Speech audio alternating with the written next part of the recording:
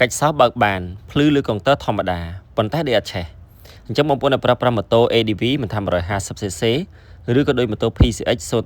018-20បញ្ហាត្រង់ដូច 3 ហ្វាឬក៏ដូចម៉ាញ៉ូតូនេះគឺច្រើនមែនតើ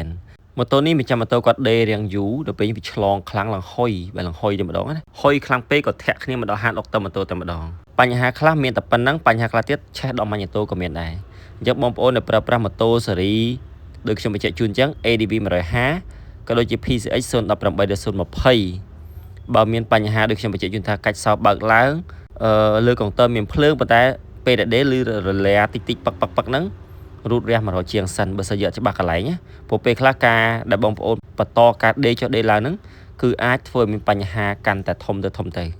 ហើយបើសិនជាបងប្អូនត្រូវការសេវាកម្មក្នុងការថែទាំម៉ូតូក៏អាចអញ្ជើញមកកាន់ហាងដុកទ័រម៉ូតូបានយើងបើកទទួលស្វាគមន៍អតិថិជនរៀងរាល់ថ្ងៃតែម្ដងចាប់ពីវេលាម៉ោង 7 កន្លះព្រឹកតទៅមួយទៀតសម្រាប់អតិថិជនតាមបណ្ដាខេត្តដែលត្រូវការកម្មង់គ្រឿងបន្លាស់ម៉ូតូពីហាងដុកទ័រម៉ូតូសូមទាក់ទងមកកាន់យើងខ្ញុំតាមរយៈលេខ Telegram